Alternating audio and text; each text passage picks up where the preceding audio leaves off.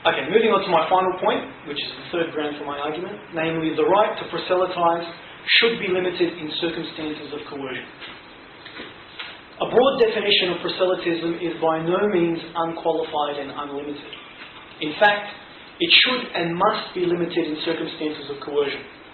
Proselytism must not be coercive, contrary to common negative definitions of the term.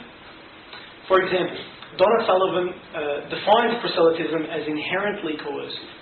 She argues that proselytizing activities, by their very nature, attempt moral compulsion to some degree. In response to her claim, and consistent with my earlier argument, I argue that proselytism is not inherently coercive. In fact, when coercion is involved, proselytism becomes improper. For example, the European Court of Human Rights in Kokkinakis distinguishes between bearing Christian witness and improper proselytism. The latter represents a corruption or deformation of the former. It may take the form of activities offering material or social advantages with a view to gaining new members for a church or exerting improper pressure on people in distress or in need. It may even entail the use of violence or brainwashing. More generally, it is not compatible with respect for the freedom of thought, conscience, and religion of others. The idea of improper proselytism implies a proper sense of proselytism. And this proper sense of proselytism does not include coercion.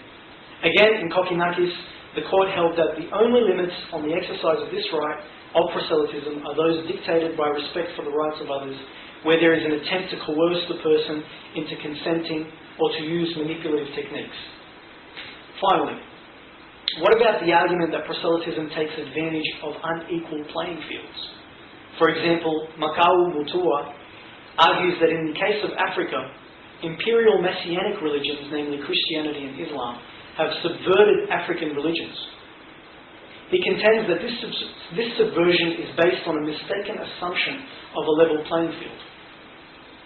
Similarly, Harold Berman records a representative of the Russian Orthodox Patriarchate calling for the minimization of the activities of evangelical missionaries in Russia, a nation in need of healing the wounds of failed ideologies before it can defend itself against proselytism.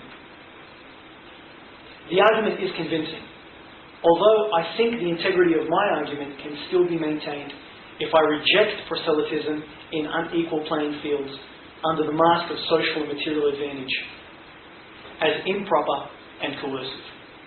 In this way, proselytism remains valid in constant need of being limited in circumstances of coercion. Thank you.